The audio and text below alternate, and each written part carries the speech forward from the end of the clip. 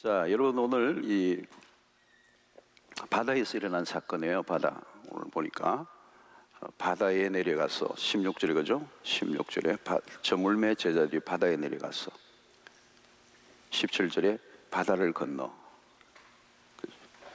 17절에는 큰 바람이 불어 파도가 일어나더라.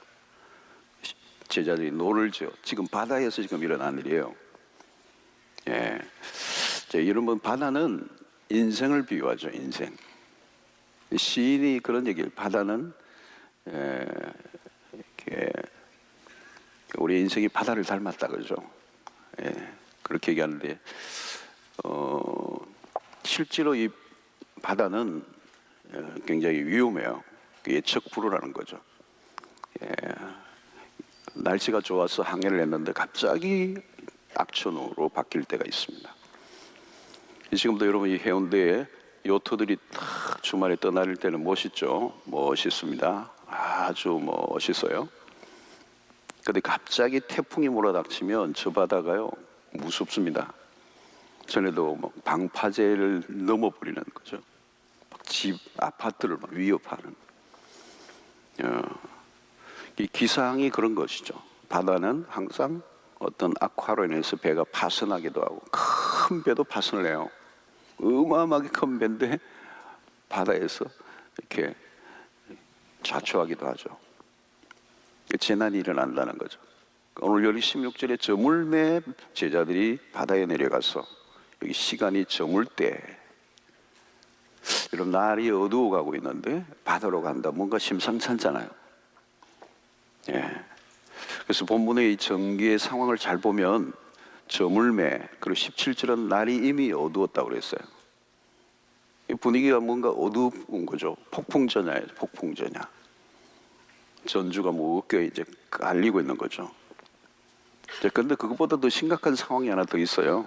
그게 17절이에요. 이미 어두웠고 예수는 아직 그들에게 오시지 않았더니 그랬어요. 아니하셨다 그랬어요. 예수님은 아직 오시지 않았다. 여기 보면 이미 어두웠고 아직 오시지 않았다. 상황은 좋지 않아요. 오직 이미 상황은 좋지 않은데 예수님은 계시지 않는다. 자, 여기 예수님이 오시지 않았다는 걸 뭘 강조할까요? 예수님의 부재의 상황을 지금 요한이 알려주고 있는 거죠. 예수님이 오시지 않았다. 이게 무슨 뭔가가 일어날 것 같은 불안감을 지금 주고 있죠. 여러분 가장 우리 인생의 불안정한 상태는 언제인가 하면 예수님이 아직 오시지 않을 때예요. 예. 무슨 불경기 아니면 이런 전염병 입시 실패 물가 상승 여러 가지 실패 이런 게 아니에요. 가장 중요한 것은 하나님의 부재 상황이라는 거. 이 지금 제자들과 예수님이 분리되어 있는 거죠. 아직 오시지 않았다. 그 제자들은 배를 타고 가고 있는 거죠. 이게 분리된 상황이에요.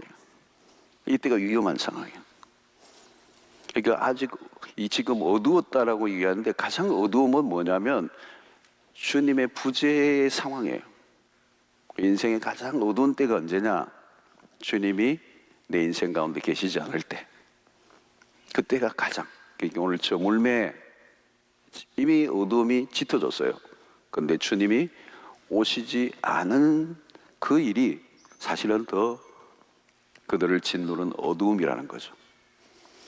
여러분 예수님이 오시지 않았다. 하나님의 부재를 얘기하는 거잖아요. 하나님의 부재라는 이게 참 무서운 거예요. 요즘 사사기를 보잖아요, 여러분. 사사기 큐티 본문인데 그 왕이 없으므로 그러잖아요. 그 왕이 왜 없어요, 여러분? 사사기에 왕이 있어요. 누가 왕이죠? 하나님이 왕이시죠. 하나님이 왕이세요. 근데 그들이 하나님의 통치를 안 받는 거죠. 그래서 하나님의 부재와 같은 상황을 보내고 있는 거예요. 그럼 어때요? 무질서한 거죠. 무질서. 사사기를 보면 무질서예요. 무질서. 혼돈 그 자체예요. 그리고 사사기를 읽어보면 갈수록 더 worse, 갈수록 더 나빠져. 뭐 좀 나아지는 게 아니라 점점 안 좋아지는 거예요. 아주 칠흑같이 요즘은 새벽에 설교하기 어려운 막 메토 열도 목탕 이막 사람을 막 엽기 막 이런 거 하는 거. 아, 무서운 본문들이 나와요. 그러니까 이게 어두운 상태예요. 왜요? 예수님이 오시지 않은 하나님의 부재의 상태, 하나님이 계시지 않는 상태. 그러니까 왕의 통치가 없으면 어때요? 무질서와 혼란이라는 거죠. 여러분, 오늘도 우리의 가정이나 우리의 삶의 모든 영역에 그리스도가 오시지 않으면 우리의 삶은 어두운 가운데입니다. 그리고 무슨 일이 일어날지 몰라. 공이 럭비공처럼 어디로 튈지를 몰라요. 지 마음대로 굴러가는 거죠. 통치가 없으면, 통제가 없으면 어때요? 지 마음대로 돌아가는 거예요. 그렇게 되면 그게 무질서라는 거죠. 무질서. 그리고 예측 불허의 상황이 된다는 거예요. 이게 세상의 모습이에요, 여러분. 하나님 없이 살아가는 인생, 그리스도가 오시기 전의 모습, 이게 불안정한 상태, 무질서한 상태, 카오스가 일어난 상태. 자, 우리는 자주 이 하나님과의 분리를 경험합니다. 그때 무엇인가 푹 떠 있는 거죠. 하나님 없이 살아갈 때가 얼마나 많은가 하는 것을 살펴봐야 돼요. 자, 그때 비로소 어떤 일이 터지죠? 16절에 큰 바람이 불어, 큰 바람, 올게 온 거예요. 큰 바람이 불어 파도가 일어나더라. 자, 여러분, 여기에 갑자기 큰 바람이 부는 거예요. 가기 전에는 그런 일이 없었어요. 출발할 때는 그런 일이 전혀 없었어요. 근데 가다가 큰 바람이 갑자기 부는 거죠. 파도가 내리친 겁니다. 사실 이게 갈릴리 바다에서 자주 일어나는 돌풍이에요, 돌풍. 자, 이게 뭐죠, 여러분? 돌발 상황입니다. 돌발 상황. 순간적으로 상황이 바뀌어버리는 거예요.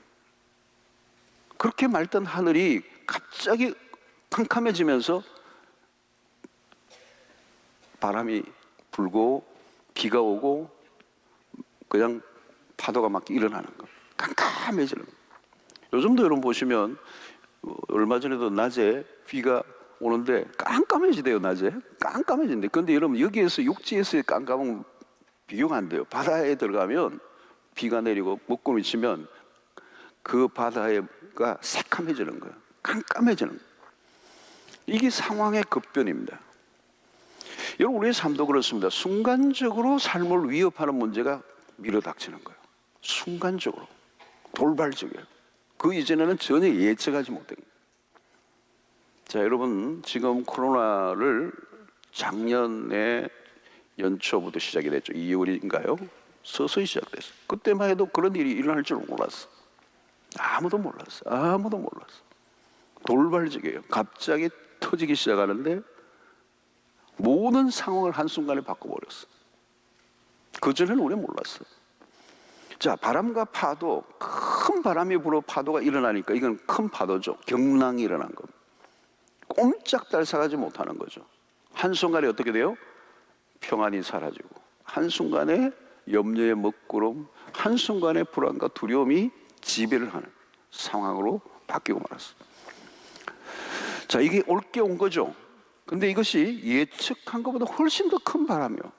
사실 뭐 어느 정도는 예측을 할 수가 있겠죠. 뭐 꽤 바다에 가면 바람이 분다. 밤에 어떤 시간에 돌풍이 불 수 있다. 예측은 하는데 그것보다 훨씬 더 큰 바람, 큰 파도가 일어나는 위협적이라. 자, 이럴 때 되면 여러분 어떻게 돼요? 배 한번 타보셨어요? 이럴 때 배가 막 풍랑 가운데서 한번 타보신 적 있어요? 예, 저는 호주에서 한번 경험한 적이 있어요. 작은 배인데 우리 목사님들이 여러 명이 배를 빌려서, 작은 배예요. 빌려서, 호주는 빌려서 하는데, 근데 지도를 다 익혀가지고 저희 해도라고 그러죠. 그래서 어느 지점으로 이제 가는 목표 지점에 갔는데, 그때 우리 뭐 코스타를 준비하기 위해서 아마 그때였는데, 여러 목사님들이 직접 우리가 배를 빌려가지고 운전해서 가는 해도를 보는데, 이 해도가 이게 쉽지가 않아요. 이 바다 지도를 보는데 이 실력이 신통치 않았던 것 같아요. 훨씬 더 멀리 나간 거예요. 그러니까 안쪽에서는 아주 호수 같은데 그 바깥으로 나가버린 거예요. 태평양 정도는 아니지만 외곽으로 나간 거예요. 풍랑이 갑자기 일어나는데 조그마한 배예요, 조그마한 배.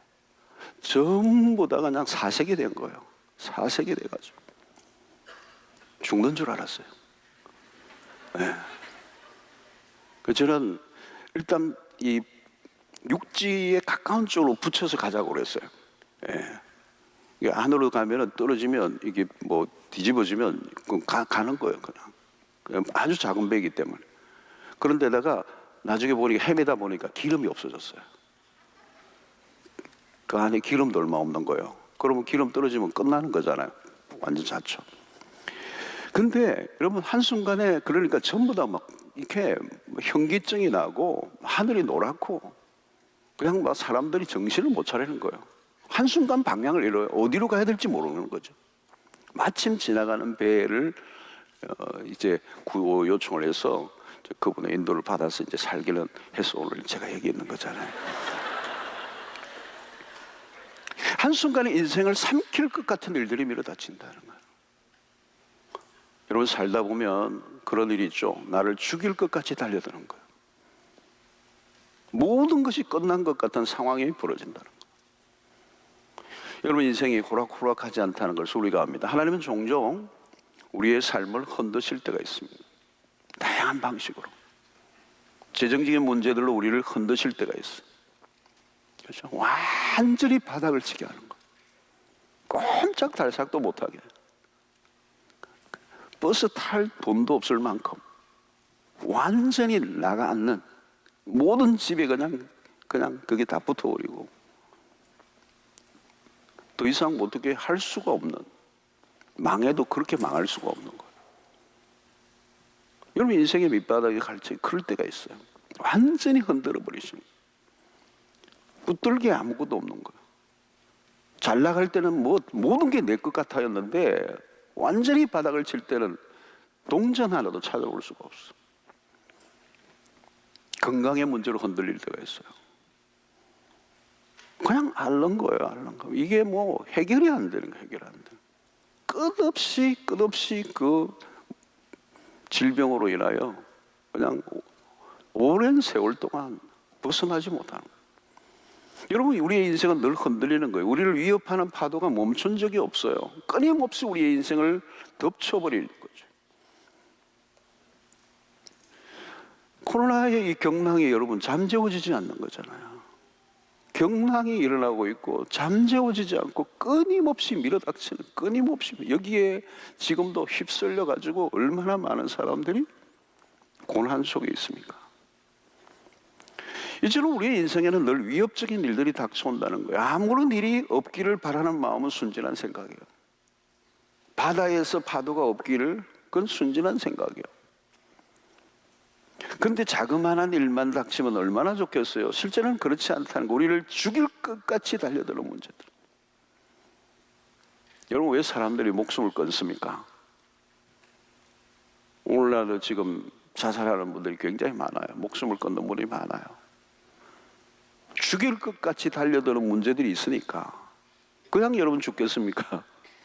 죽일 것 같이 달려드는 거예요, 상황이. 그게 뭐예요? 큰 파도가 일어난 거예요. 그냥 덮쳐. 그냥 더 이상 살 수 없을 것 같이 밀어붙이는 거예요, 계속. 그러면 그 생각을 하게 되는 거예요. 죽는 거 외에는 다른 선택이 없는 정도로 몰아가는 거예요. 자, 우리는 문제가 없게 해달라고 기도하죠. 그런데 문제가 닥쳐요. 그때 당황하게 되는 겁니다. 우리가 늘 혼란스러워요. 우리가 신앙생활을 열심히 하면 문제가 없을 줄 아는데 그렇지 않다는 거예요. 신앙생활을 열심히 하는 우리 성도님인데 암에 걸려요. 예수 믿으면, 열심히 믿으면, 새벽기도 열심히 나오면, 철학 열심히 나오면 안 아프면 좋잖아요. 근데 몸이 더 아파. 아이들이 말을 안 들어. 직장에서도 지속적으로 왕따를 당하고 비인간적인 대우를 받을 때가 있어. 신앙생활을 열심히 하는데 뭔가 사업은 실적이 없고 자꾸 부진하고, 그때마다 여러분 우리는 뭘 해요? 기적을 원해요. 기적을. 어떤 기적이요? 풍랑이는 바다 위를 걷는 기적, 아니면 풍랑이 한순간에 잠재워지기를 원하는 기적. 그러나 여러분, 기적으로만 문제가 해결될 수 있는 게 아니에요. 오늘 이 본문 앞에 무슨 사건이 있는가 하면 그 유명한 오병이의 기적이 일어납니다. 오병이의 기적. 오병이어로 5,000명, 남자와 아이와 여자를 다 포함한 한 2만 명이 오병이어로 먹는 기적, 그걸 제자들이 경험했습니다. 이런 기적이 어디 있겠어요, 여러분? 그냥 떼면 끊임없이 나오는 이 기적을 경험했어요. 그 기적의 현장에 제자들이 있었어요. 그 다음에 지금 일어난 일입니다. 그 사건이 있고 막바로 지금 배를 타고 가다가 지금 이 사건을 만난 거예요. 어제의 기적으로 오늘 못 삽니다. 어제 엄청난 기적을 체험했다고 오늘 그 기적으로 오늘 못 산다니까. 오늘은 또 다른 상황이에요. 어제 오병이의 사건이 일어났다고. 그런데 지금 풍랑에서 지금 제자들은 죽는 거잖아요. 지금 기적의 유효기간이 금방 지나가요. 우리는 기적을 원해요. 더 큰 기적을 원하죠. 그런데 파도가 일어나자마자 한순간 조금 전의 기적의 체험은 온데간데 없어요. 자, 제자들은 자신들의 힘으로 파도를 이겨내기 위해서 몸부림을 칩니다. 노를 저어가고 있는 모습이 보이죠. 노를 저어. 문제가 일어날 때 우리가 하는 일반적인 방식이에요. 내 힘으로 문제를 해결하려고 하는 거. 그러나 우리의 뜻대로 되지 않는 거죠. 큰 파도가 일어나는데 노를 젓는다고 되나요, 여러분? 우리의 힘과 노력과 재주와 열심으로는 안 된다는 거예요. 이래도 안 되고 저래도 안 되는 거예요. 여러분, 큰 파도가 일어나면 배는 파도에 의해서 주장해요. 노를 아무리 저어도 힘만 빠지고 갈수록 지치고 갈수록 그들은 방향을 잃어버립니다. 자, 우리가 문제를 풀기 위해서 하나님의 도움을 구합니다. 그러나 기도가 척척 응답되기보다 응답이 안 될 때가 있어요. 여러분, 우리의 기도가 잘 응답되지 않는 이유는 뭘까요? 때로는 여러 가지 이유가 있을 수 있습니다. 믿음이 적기 때문에, 때로는 잘못 구했기 때문에, 때로는 우리가 구한 것이 아니라 다른 방법으로 하나님이 응답해 주시기 때문에. 이유는 때로는 어떤 이유를 알 수가 없어요. 어떤 상태로든 우리의 기도대로 안 된다는 거예요. 내 기도대로 되면 문제가 다 해결되면 걱정할 것 어디 있겠어요, 여러분? 오늘 밤에도 우리가 구하는 대로만 다 된다면, 그래서 우리가 구하는 대로 기적이 일어난다면 걱정할 거 없어요, 여러분. 근데 C.S. 루이스가 그런 말을 했잖아요. 언젠가 우리가 천국에 가면 하나님께서 우리의 기도에 응답하지 않은 것들에 대해서 감사하느라 대부분의 시간을 보낼 거다. 무슨 말이에요? 희한한 말을 C.S. 루이스가 자주 해요. 그 깊은 내용이죠. 깊은 내용이죠. 기도의 응답만이 전부가 아니라는 거예요. 여기서 매우 중요한 것은, 결정적인 것은 오늘 19절을 보십시오. 제자들이 노를 저 12여리쯤 가다가 예수께서 바다 위로 걸어 배에 가까이 오심을 보고 두려워하거늘. 제자들이 노를 저 12여리 갔다고 꽤 갔어요. 엄청난 노력을 한 겁니다. 스스로의 힘으로 극복하려고 안가는 힘을 썼어요. 그런데 지쳤어. 파도를 벗어날 수가 없어. 그래서 거의 어디요? 한계 지점에 도달했어요. 인간의 노력이 끝난 지점에는 어때요? 그 한계 속에서 절망을 맛보게 되죠. 그러면 더 이상 갈 데가 없어요. 끝인 거니까. 여러분, 우리가 이 세상에서 이런 순간을 경험할 때가 있습니다. 끝이다. 나로서는 아무것도 이상 할 수 있는 게 없다. 절대적 절망을 느낄 때요. 밑바닥에서 절망을 맛보는 거예요. 여러분, 성경을 자세히 보면 하나님을 만난 시점이 다 거기에요. 오늘도 이 자리에 나오신 분들 대부분이 그 결정적인 순간, 내 힘과 노력과 재주와 모든 것으로는 더 이상 할 수 없다라고 하는 것을 처절하게 깨닫는 그 순간에 그 밑바닥에서 주님을 만나는, 짜잔, 주님이 나타나세요. 우리 예수님은 짜잔 잘하세요. 극적이에요, 극적이에요. 아무 때나 찾아오시는 게 아니에요. 아무 때나 찾아오시는 거 아니에요, 여러분.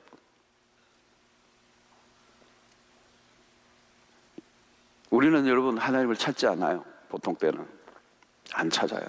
안 찾는다고요. 배부르면 안 찾아요. 기도 한 대로 응답되면 안 찾아요. 그래서 여러분 기도할 때 그러잖아요. 확실하게 한번 밀어달라고. 안 찾아오게. 철야에 안 나오도 되게. 이 밤에 늦게 와서 이렇게 고생하고 막 밤 잠에도 못 자고 이렇게 멀리까지 와서 하지 않도록 좀 하나님 좀 알아서 다 해주시면 내가 두 다리 뻗고 잘 텐데 왜 철야까지 나오게 하시니? 여러분, 인간은 하나님을 찾지 않아요. 성경이 얘기해요. 하나님을 안 찾아요. 지금도 여러분 배부르면요 하나님 안 찾아요. 똑똑해지면요 하나님 안 찾아요. 조금만 자기가 뭐 자랑할 게 있으면 안 찾아요. 안 찾아. 하나님을 거부해요. 인간의 역사는 끊임없이 하나님을 거부해요. 거부할 정도가 아니에요. 하나님을 죽여버려요. 인간의 역사에는 하나님을 죽인다니까요. 예수 그리스도가 그냥 죽으신 게 아니에요. 이 땅에 자기 땅에 오셨는데 그 백성이, 자기 백성이 예수를 죽였어요. 그게 인간입니다.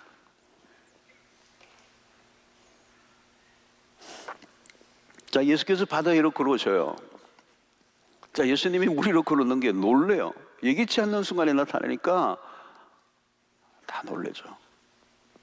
자, 중요한 것은 예수님이 찾아오셨다는 사실. 문제 많은 우리의 삶 가운데 주님은 지금도 우리에게 찾아오시는 거예요.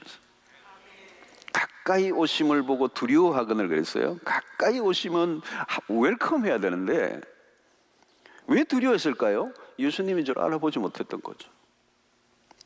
예수님이 그 밤중에 바다 위를 걸어오실 줄을 상상을 못한 겁니다. 유령으로 본 거죠. 다른 데 보면. 여러분, 예수님과 유령을 구분을 못합니까? 유령하고 예수님을 구분 못해요. 조금만 생각을 바꿔보면 그 밤에 물 위로 걸어오실 분은 예수밖에 없잖아요. 너무도 당연한 일이잖아요. 믿음의 눈을 뜨면 너무도 당연한데 의심할 이유가 없는데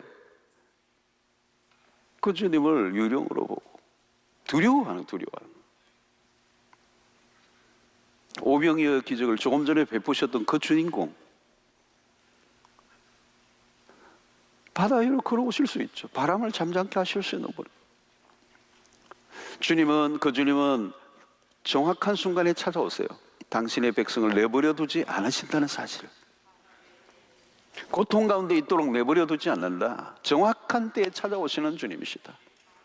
여러분, 우리가 믿음 가운데 하나가 무슨 믿음을 가지고 있어야 되느냐? 하나님은 타이밍의 귀재이시다. 하나님은 늦지도 않고 빠르지도 않고 정확하게 오시는 분이시다.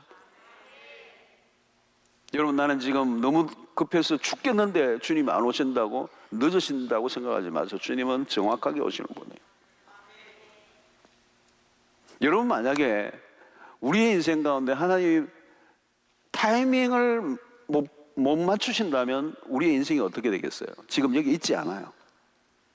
지금까지 여기 온 것은 하나님이 때를 따라 정확하게 죽을 것 같은데 죽이지 아니하시고, 끝날 것 같은데 끝나지 않게 하시고, 거의 완전히 그냥 박살이 날 것 같은데 박살 나지 않게 하시고, 나를 건지시고 도우시고 인도하시고 함께 하셔서 여기까지 오시고, 타이밍이 하나님이세요. 저도 이렇게 돌아보니까 하나님은 진짜 타이밍이 하나님이세요. 하나님은 정확하신 분. 상황이 끝난 다음에, 다 끝난 다음에 오시면 어떻게 되느냐? 여러분, 복음서에서도 마찬가지잖아요. 나사로의 죽음 끝났어요. 끝났어. 장례까지 치렀어요. 이제 오시면 어떡해요? 늦은 거예요, 여러분? 늦지 않잖아요. 부활의 주님을 드러내시는, 죽은 자를 살려내시는 하나님. 나는 끝났다고 했는데 끝난 게 아니에요. 더 놀라운 역사를 일으키시는 하나님. 이런 우리가 신뢰해야 되는 겁니다. 하나님은 정확하신 분이시다. 하나님은 늦지 않으시는 분이다. 여러분, 우리가 어떤 일이 좀 내 생각대로 안 돌아가도요, 두려워하지 마세요. 하나님 타이밍에 내가 생각하는 것보다 더 훨씬 놀랍게 역사하실 거예요. 막 안 된다고 막 그냥 아담 법석을 들지 말라는 거예요.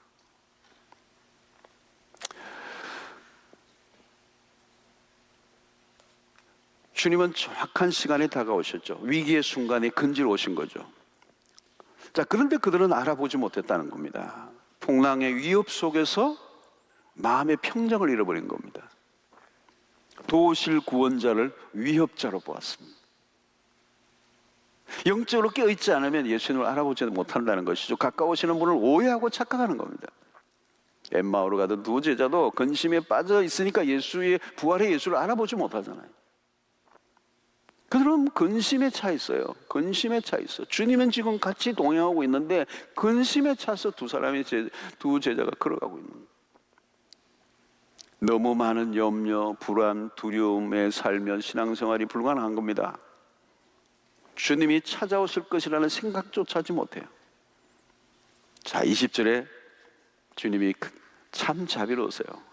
정신 차려라 이래야 되는데 이러시되 내니 두려워하지 말라 하신대. 내니 두려워하지 말라. 자, 내니 이 말은 뭘까요? Look at me. 나를 봐. 나라고. 나에게 초점을 맞추라고. 파도를 보지 말고 나를 보라고.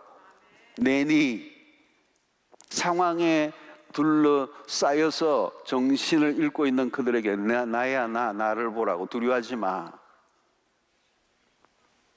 파도가 일어날 때 그 파도, 문제의 파도가 밀어닥치면 우리는 파도에 파묻혀 버리는 거예요.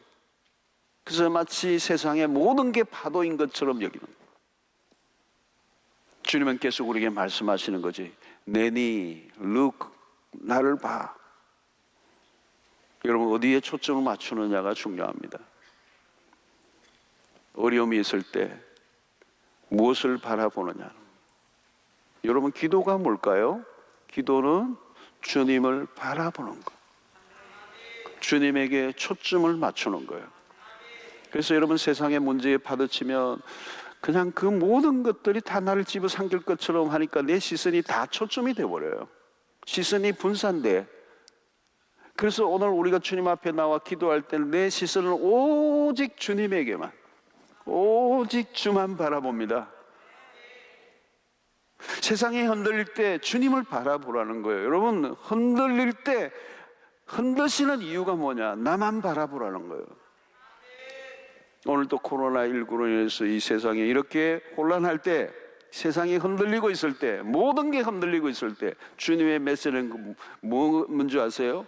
이 코로나19 상황에서 주님이 말씀하세요. 내니 나를 바라보라는 거예요. look, 나를 봐. 흔들리는 걸 보지 말라는 거예요. 여러분이 온 세상이 흔들리는데 그 흔들리는 거 왜 봐요? 계속 그 흔들리는 걸 붙잡을 거예요. 여러분, 오직 흔들리지 않는 것은 세상에 아무것도 없고 오직 하나님 한 분밖에 없어요. 어떤 분은 부동산은 안 움직인대. 부동이니까. 안 흔들려요, 여러분? 부동산? 매일 흔들려요. 매일 흔들려. 부동산 아무리 세계적인 기업에 주식을 투자해도 흔들려. 우리는 좀처럼 주님만 바라보며 살려고 하지 않습니다. 우리의 시선은 늘 산만해요. 오병이의 사건 이후에 제자들 역시 산만한 거죠. 자신들의 출세를 생각하고 예수님을 이용해서 뭔가를 하고자 하는 엉뚱한 목표들을 가지고 있었습니다. 그 마음들이 얼마나 복잡했겠어요. 사람들은 예수님을 임금 삼으려 하고 자기들 안에 욕망이 있고 흔들리는 세상을 바라보고 있었던 거예요.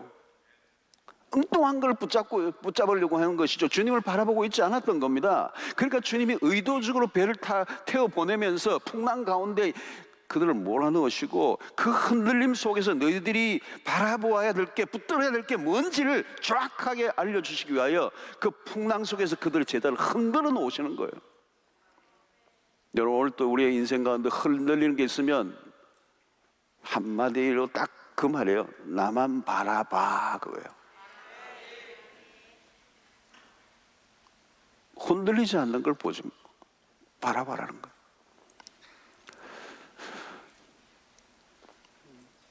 성도들 가운데 어려운 일을 거치고 난 다음에, 아주 어려운 일을 거치고 난 다음에 오히려 큰 안정을 찾으시는 분들이 계세요. 이유는 산만했던 시선에서 그리스도에게 시선을 고정함으로 일어난 정상이에요. 전에는 뭐 사업한다 뭐 한다 정신없이 살다가 주님 안 바라보고 살다가 어느 날 큰 어려움을 겪으면서 주님에게 시선을 고정하게 되니까 이전에 경험해 보지 못했던 평안이 내 심령을 지배하고 있는 거예요. 주님에게 시선을 고정했더니 그때 평안이 오는 거잖아요. 그때 평정이 오는 거잖아요. 그 이전에는 오지 않았어. 돈 있고 뭐 세상을 것을 쫓을 때는 불안해서 내 불안해. 이런 문제가 당장 해결되는 기적이 일어날 때도 있지만 그렇지 않을 때도 있어요. 바다 위를 걷는 기적보다 더 중요한 게 뭐예요? 그리스도가 우리의 일상에 찾아오시는 거예요. 그 주님을 모시는 겁니다. 다가오신 주님을 모시는 거. 그래서 21절의 말씀 너무 멋지죠, 여러분. 주님을 모셔드리니까 이에 주님을 기뻐서 배로 영접하니 배는 곧 그들이 가려던 땅에 이르렀더라.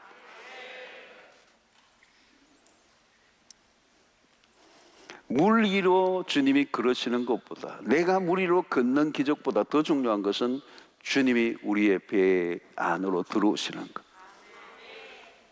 기적보다 기적을 행하시는 주님과 함께하는 삶이 더 낫다는 거죠. 여러분, 다른 기적이 일어나지 않아요. 진짜 기적이 뭡니까? 풍랑 가운데 제자들에게 다가오신 게 기적이고 그 배에 오르신 게 기적이고 오늘 우리가 예수를 믿고 사는 게 기적이에요. 예수님과 함께 살아가고 있는 게 기적이에요, 여러분. 이것보다 더 나은 기적은 없어요, 여러분.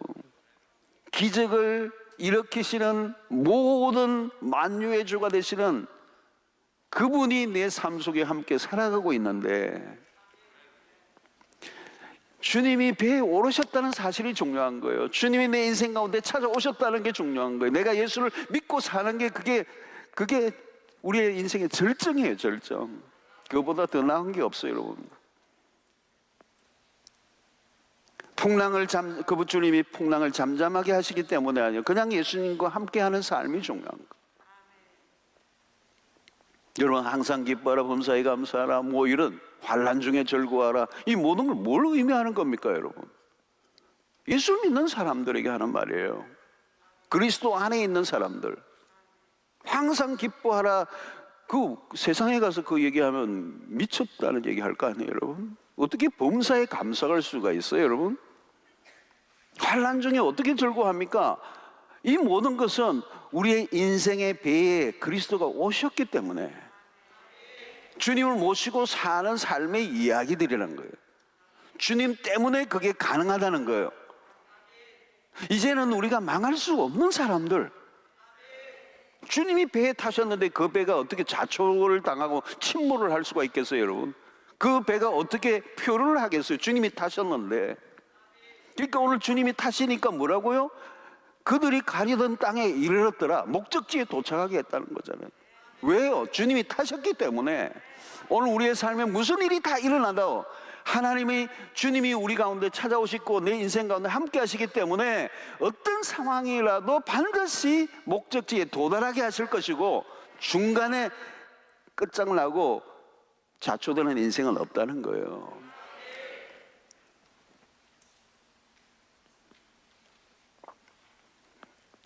주님과 함께 살아간다는 것은 우리가 생각하는 것보다 훨씬 더 크고 놀랍고 풍성한 것입니다.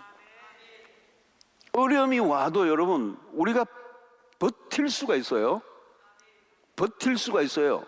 그런데 이 버텨내는 거, 인내하는 모든 힘이 우리에게서 나온 것이면 못 버텨요.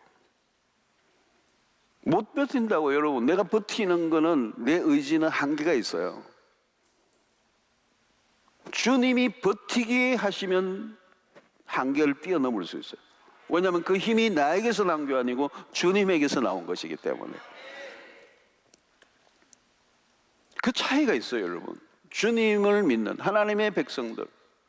그러니까 중요한 것은 오늘 제자리 예수를 배로 모신 거, 기적보다 더 중요한 거.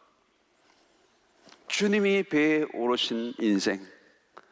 여러분들의 인생의 배에 주님이 오르셨습니까?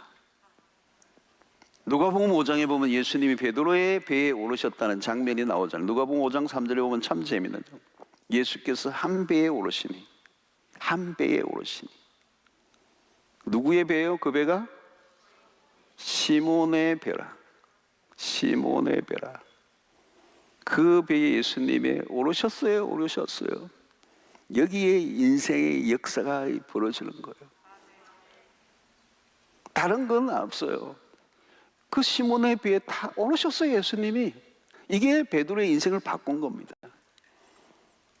목적도 없이 그저 매일 고기를 잡으면서 먹고 살았던 인생, 목적도 방향도 인생의 의미도 없이 그냥 고기를 잡고 먹고 살았는데, 그날따라 한 마리도 못 잡는, 그냥 공을 친 날.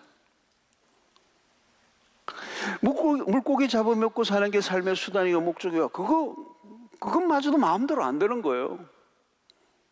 목적도 없이 의미도 없이 그냥 먹고 사는데 그것마저도 마음대로 안 돼. 밤이 맞도록 고기를 잡았는데 한 마리도 잡지 못했어. 가장 인생의 기존 생존 문제마저도 마음대로 안 돼. 이게 인생이에요, 여러분. 그래서 집에 그냥 돌아가려고 그러잖아요. 그때 주님이 찾아오시고 베드로의 배에 오르신 거예요. 사랑하는 성도 여러분, 그 순간부터, 베드로의 배에 오르신 순간부터 주님은 그 인생을 끌고 가시잖아요. 베드로가 얼마나 실수 많아요. 그 인생에 수없는 문제들이 닥치고 예수님에게 부인하고 실패하고 망가지고, 부활하신 예수님을 보고도 절망하고 이제 완전히 폐인처럼 갈릴리 디베랴 바닷가에 고기 잡으러 갔는데도 주님이 다시 찾아가셔서 그를 일으켜 세워주시고 내 양을 먹이라 사명을 주시고 사도행전 전반부에 위대한 하나님의 사람으로 쓰임받는, 끝날 듯 끝날 것 끝나지 않게 하시고 마침내 하나님의 귀한 사도로 부르심을 받고 승리하는, 멋지게 쓰임받는 역사. 여러분, 예수 믿어도 우리 안에 별별 일들이 다 일어나요. 예수를 믿으면 어려운 문제가 안 탄다는 말이 아니에요. 결코 순풍에 돛단 듯 가지 않아요. 예수를 믿어서 더 어려운 일들이 많이 닥쳐요.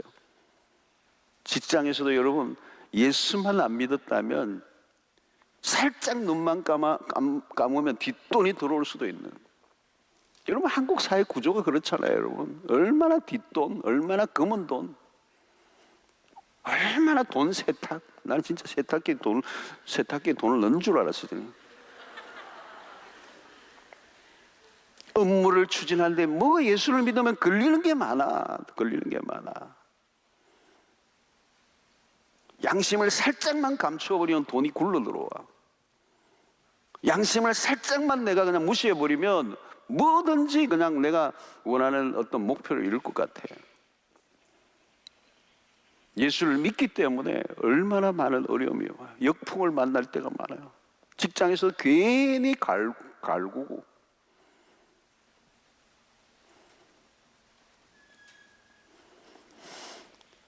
신앙으로 살아갈 때 바람을 맞습니다. 거대한 역풍을 만날 때가 있어요. 그러나 여러분, 주님과 함께 살아가는 것 자체가 기적이요,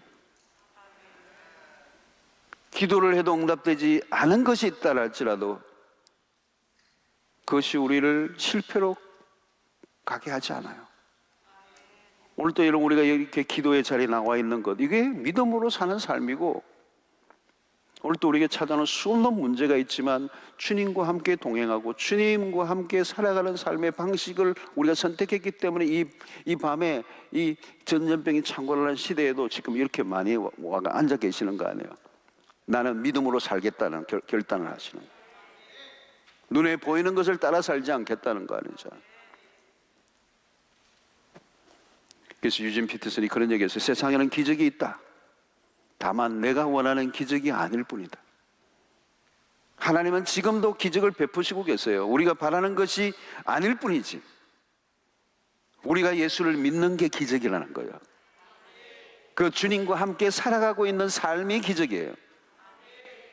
그 주님, 우리의 일상 속에 수많은 문제들에도 불구하고 우리를 구원의 길로 이끌어가게 하시고, 낙심하지 않게 하시고, 다시 일으켜 주시고, 용기를 주시고, 위로를 주시고, 내니 두려워하지 말라, 우리를 이끌어 가시는 하나님이시네. 오늘 또 여러분, 이 찬양을 통해서 이런 찬양을 하고 우리 하나님께 말씀을 듣고 함께 기도하는 이 시간에 주님이 우리 가운데 찾아오시고, 우리 가운데 용기를 주시고, 위로를 주시고, 일어나게 하시고, 우리 안에 있는 모든 염려와 근심을 걸어내시는 이 은혜로운 시간에 우리가 왔다는 자체가 은혜의 기적이 아니겠습니까? 그래서 감사해야 될 것은 어떤 초자연적인 그런 것이 아니라 주님과 함께 살아가는 삶이에요. 이게 기적이에요. 이게 기적. 주님과 함께 살아가면 주님이 언젠가는 우리의 인생을, 우리 인생 가운데 감춰진 비밀을 하나하나 드러내시고, 내가 알 수 없는 시련과 고통도 내가 의미를 모르지만 지나고 나면 뭔가 드러나기 시작하는 거예요. 그 속에 하나님의 계획과 뜻이 있다는 사실을 발견하게 되는 거예요. 그래서 오늘 이 21절의 말씀, 그 말씀이 너무 귀한 거예요. 이에 기뻐서 배로 영접하니 배는 곧 그들이 가려던 땅에 이르렀더라. 중요한 것은 목적지에 도달하게 하는 거잖아요. 고생을 했지만 목적지에 도달하면 되잖아요. 인생을 살면서 가장 어려운 것 중 하나가 뭐예요? 목적을 잃어버리는 거라는 거죠. 왜 살아야 되는지, 내가 어디로 가고 있는지, 왜 돈을 버는지, 왜 공부를 하는지, 그냥 떠밀려 사는 거예요. 떠밀려 사는 거예요. 바쁘긴 한데 왜 바쁜지,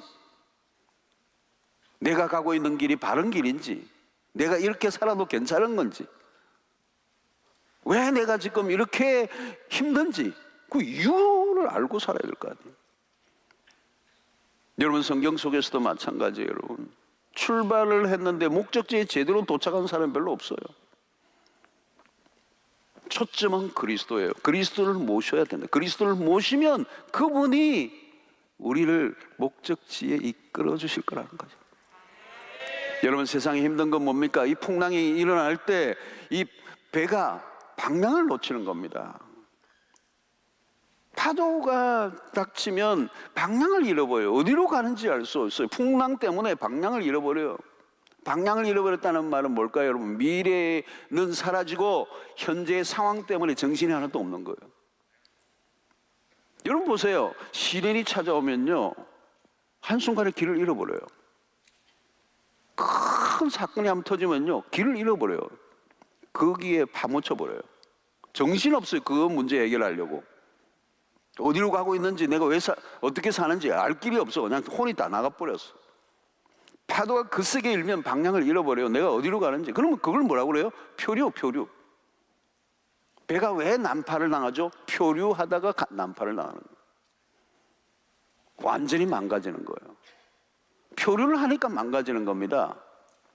방향을 놓쳤기 때문에. 여러분, 그리스도가 우리의 삶에 찾아오실 때 주시는 은혜가 뭐냐? 방향을 놓치지 않는다는 거예요.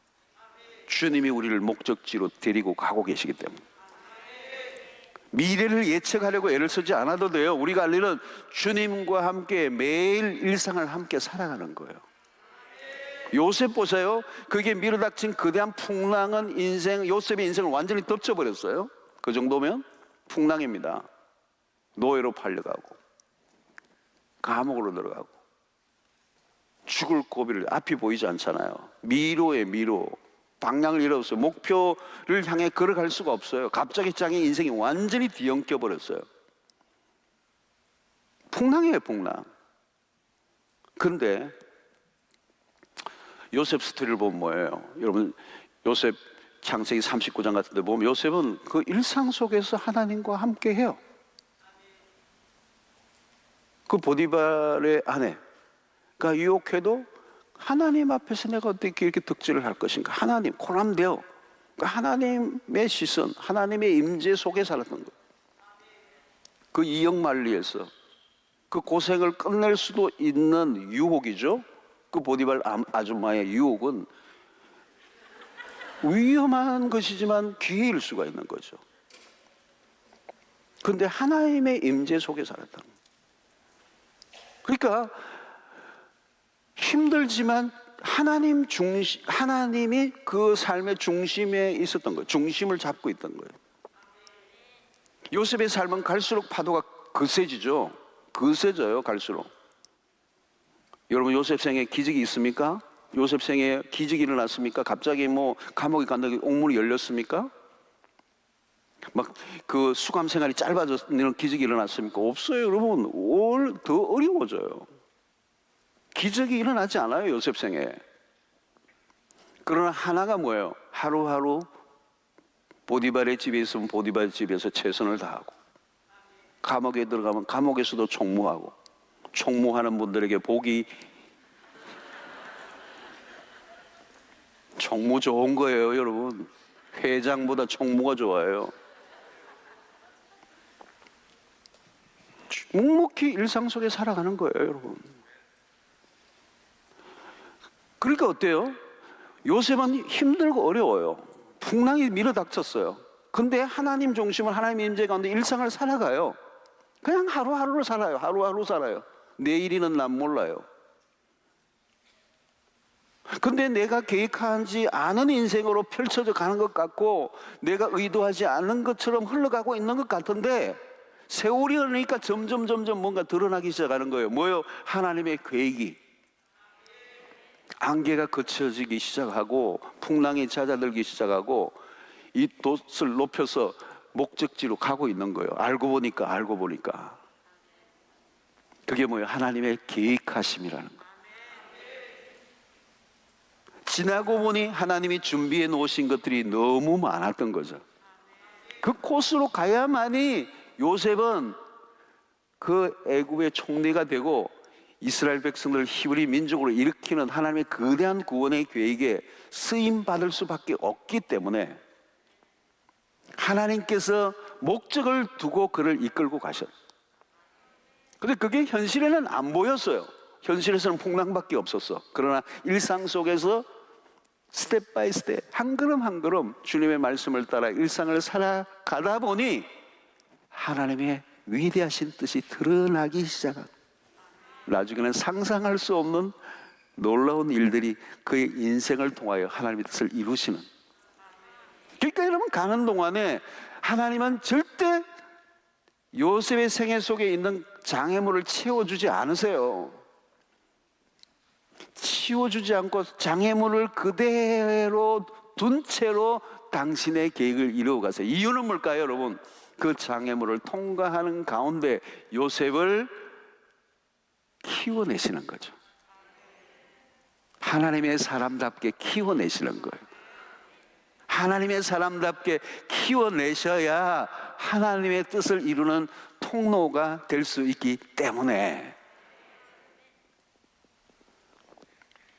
여러분, 하나님의 인도의 최종 목표는 무엇입니까? 하나님 우리의 삶의 목적을 갖고 계세요. 구원이 그저 주어진 게 아닙니다. 하나님의 선하신 일을 위하여 우리를 불러내셨다는 것. 그냥 구원이 아니에요, 여러분. 하나님의 선하시. 에베소서 2장 10절의 말씀이잖아요. 하나님의 그 선하신 목적을 두고 우리를 구원해내셨어요. 우리의 인생이 시련과 환난으로 끝나게 하지 않게 하십니다. 그냥 고생만 하다가 끝내는 인생으로, 얄궂는 인생으로 인생이 끝내기를 주님은 원치 않으세요. 당신의 뜻을 우리의 삶을 통하여 이루어내고야 마시는 하나님. 자, 여러분, 앞으로도 우리의 인생에 별일이 다 일어납니다. 파도가 일어날 거예요. 때로는 우리의 인생이 막 흔들릴 때가 있어요. 하나님이 흔드세요.